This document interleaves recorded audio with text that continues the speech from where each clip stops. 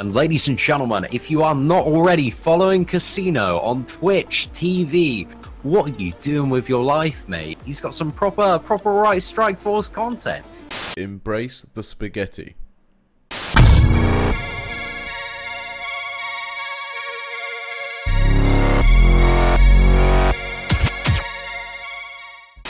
What's up, guys? Today, I'm joined by my friend ValleyFlyin to break down the top 5 winners and losers when it comes to spending Tier 4 ability materials.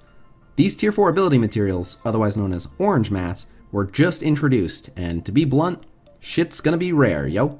That's right. Currently, the only source for these ultra rare orange mats are the season ranked rewards for alliance raids.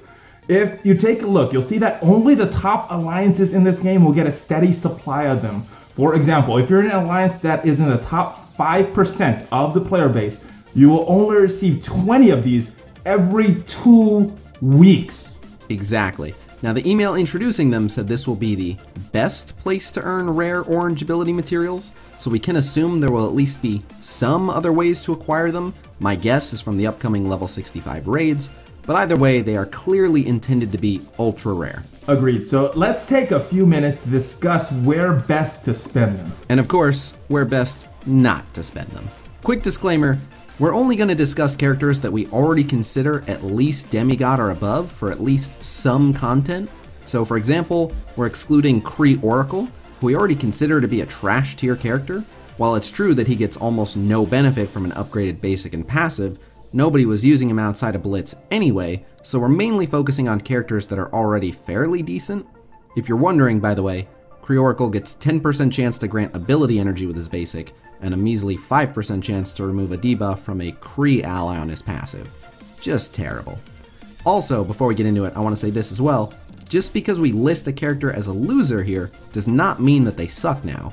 It just means when it comes to these precious orange ability mats specifically, these characters are bad investments. Alright, so let's get into it. Valley, you ready? I'm ready. Alright, why don't you start us off with a winner? Alright, so we got a few here. The number 5 winner is already one of the best characters in the game, Black Widow. She did really well with this update. She gets an extra 60% of damage on her basic, which is way above the average for this update. And it wouldn't be the worst place to spend these precious orange mats, but it just gets so much better with her. One of the best values in the game is upgrading her level 5 passive. This gets you 5% extra speed. Her speed goes from 148 to 155. This is the difference in who goes first and can change the whole battle. If your Black Widow has a level 4 passive and mine has a level 5 passive, mine is going before yours every single time. That's a huge advantage in a turn-based game. Best got better in this update. I couldn't agree more. Black Widow gaining even more speed, she just maintains her dominance. Absolutely awesome. I agree. Absolutely awesome. Now, there were some characters that were not so awesome. Who do you have on your losers list? Oh, I do indeed have a loser list. Coming in at number 5 on that loser list is Daredevil.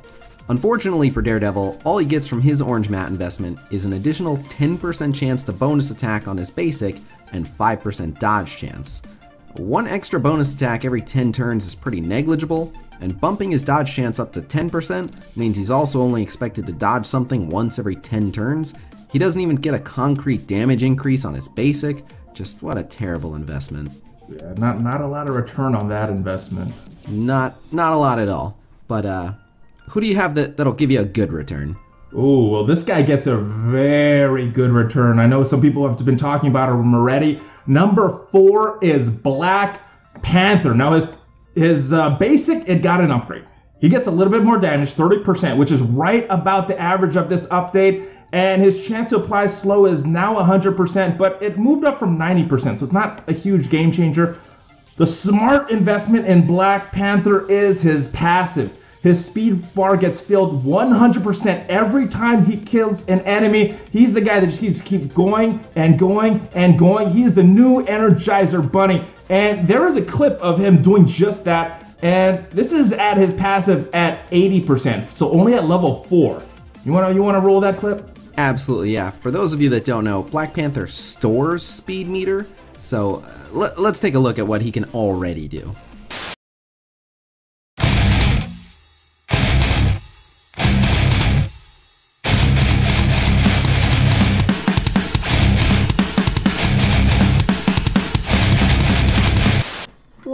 in the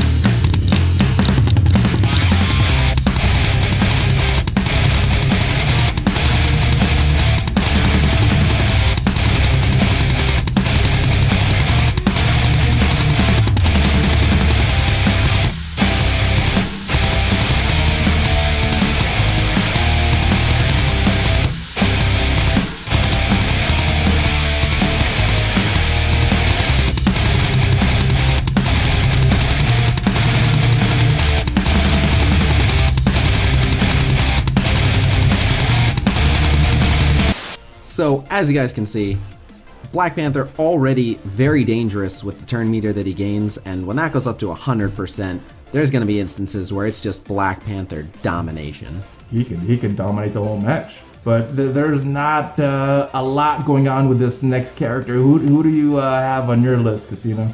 Coming in at number 4 on the loser list is Jessica Jones. If you make the mistake of spending orange mats on JJ's basic, all you get is 20% damage on it and a measly 10% damage on her bonus attack. As it is at higher levels, her basic falls behind quite a bit, and this just sets her even farther back. On top of that, spending orange mats on her passive just gives 5% extra resistance specifically to city allies, which is both a negligible amount and it only covers a small array of characters in the first place, so buyer beware. Buyer beware indeed. Jessica Jones not getting the love at all this level cap upgrade. No love, but who is getting the love? Oh, this guy got a lot of love. Not only does he have a good passive, he has a good basic too with this upgrade. And coming in at number 3, SpiderMan. Yes, he just keeps getting and getting and getting. Just got a rework making him even better. And his basic and passive both look pretty good. Now for his basic, he gets an additional 50% damage, which is good, and it's above the average, but he's also gonna get an extra 10% chance to get evade, and this brings it up from 50 to 60. Very good investment, but I think I like the passive even more. He gets an extra 5% dodge chance, bringing it up to dodging a quarter of the time, and every time he dodges, he gets an extra 10% of his speed bar filled up. Very strong. Yeah, that's huge. That difference in speed meter from an evade can be the difference between getting his stun off just before or just after a big incoming enemy nuke, so that is absolutely game-changing. Definitely on the winner list. Yes, but there were definitely some characters that were not as lucky as Spider-Man. Who is next on your list? This one breaks my heart. Coming in at number 3, Spider-Man's mentor, Iron Man. Another waste of orange mats. Poor Iron Man, he gets 60% more damage to his chain attack, which is nice. There's just one problem. He only has a 30% chance to proc his chain attack, which means for majority of his turns, this does nothing for his basic. In addition, you never quite know who he will chain to, so this extra damage, which may or may not occur, won't even necessarily hit someone important. In addition, his passive gives him 5% crit chance, which, while it's something, really won't proc enough to matter anyway. In majority of fights, these upgrades will yield between 0 and 5% more total damage. Just terrible bang for your buck. Oh, you could get literally no bang for your buck with these upgrades. Man, that is a horrible investment. It is, it's rough, but where can you get some good bang for your buck? So yes, there was a very big winner. Coming in at number 2, Korath. He got an ability upgrade to his basic, and it's nice, but this is not where you want to invest your orange mats. He's getting some piercing, he's getting 100% chance to apply slow, but that's going up from 90, so not huge. Where you want to spend is on his passive. He gets 2 turns of speed up instead of 1. This happens whenever he spawns or an enemy dies. He does not even have to kill them. So for most of the battles, he's going to have speed up the whole time. Game changer right here. Yeah, I mean, being self-sufficient and sped up for pretty much the entire match is absolutely awesome. Definitely a worthwhile investment for Korath, especially for things like the Cosmic campaign. Yeah, he's looking really good, but your last one wasn't very good. He got literally no upgrade, so that means these are even worse than that. I'm kind of cringing to see what else we got. I'm afraid to say that that's accurate, actually.